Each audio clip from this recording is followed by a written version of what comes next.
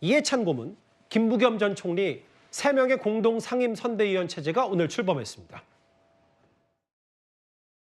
저는 이제 현실 정치를 떠났습니다만 이번 선거만큼은 절대로 놓쳐서는 안 되겠다는 그런 절실한 심정이 들어서 선대위에 합류하게 됐습니다. 민주당에서 최근에 공천 파동도 있었고 지지층들이 실망을 해서 조국당으로 가는 분석도 있는데 그 점에 대해서 혹시 어떻게 보시는지요?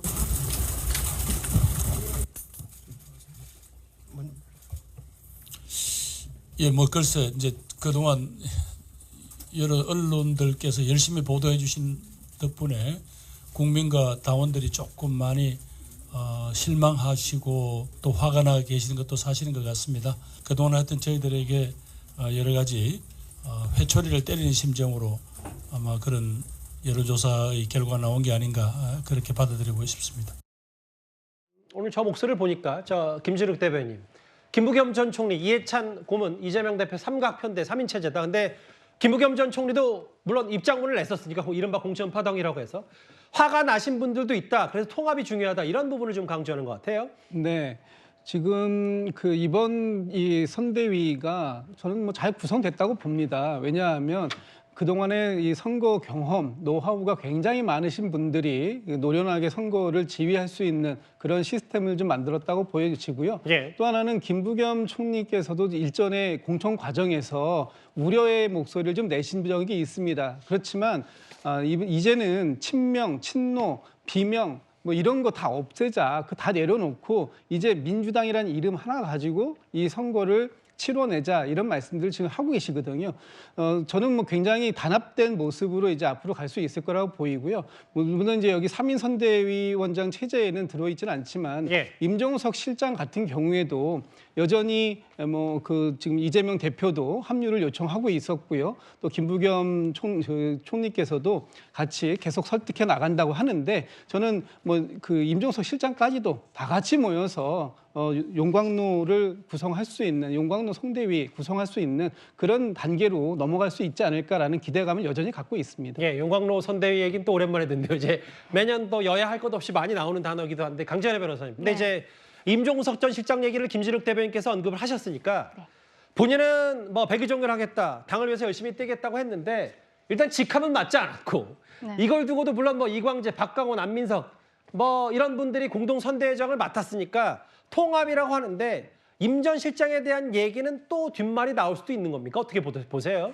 근데 사실은 저는 임 전 실장이 본인이 고사했다고는 하지만 이렇게 상임 공동선대위원장을 할 정도의 급인지는 조금 의문이 있는 부분도 있습니다. 예. 왜냐하면 총리급들이 지금 하고 있는데 임종석 실장은 이번 총선 과정에서 공천 파동으로 조금 더 몸값이 올라갔다고 봐야지 여기서 선대위원장을 할 정도의 위치는 저는 좀 아니라고 생각을 하는데요. 예. 저는 좀 임종석 실장이 저런 자리를 맡지 않은 것은 본인이 앞으로 친문 계열의 인사들이 선거를 하는데 현장을 본인이 찾아가서 그것을 도와주겠다는 의미가 아닐까라고 생각을 하고 있습니다. 아하.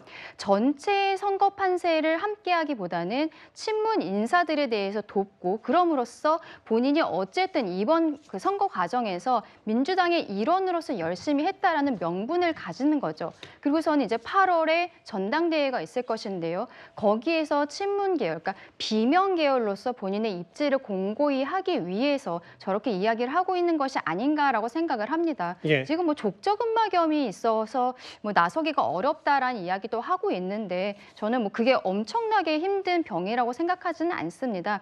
향후에는 본인이 좀 선택적으로 선거 유세를 하지 않을까라고 생각을 합니다. 그건 이제 주관적 표현. 이제 아픈 사람이 이제 아파서 유세 못 도와줄 수 있으니까 그건 좀 순화할 테고요. 예, 이현정 의원님. 참 저도 임 실장 잘 알지만 정치적으로 보면 참 잔인하다는 생각이 많이 들어요. 그 뭐냐면 공천도 못 주잖아요. 안 주잖아요. 그렇게 전화했는데 이재명 대표 전화도 안 받잖아요. 자, 그런데 이제 공동선대위에 맡아서 당의 앞에 얼굴로 해서 선거운동을 지지해라? 참 이걸 도대체 참 합리적으로 할 수 있는 일인가요? 당신은 공천 안 되기 때문에 이거 안 돼라고 이야기하면서 그렇게 만나달라, 전화 통화하자라고 했는데 다 거부하고 이제 와 전화해서 공동선대위에 맡아서 당의 얼굴로 자, 이 후보 찍어주십시오라고 이야기를 해달라는 것 자체가 이건 너무 정치적으로 잔인한 거 아닙니까? 참 아무리 정치가 각박하다 하지만 예. 저렇게 당에서 공천도 못 주는 사람을 공동선대위원장 나서서 선거 도와달라? 참 저는 염치가 없다는 생각이 듭니다. 야당도 민주당도 선대위 체제가 출범했습니다. 이재명 대표 오늘 일정 선대위 출범식과 이재명 대표 재판 얘기 여러 우여곡절과 논란거리들을 이번 주제에서 짚어봤습니다.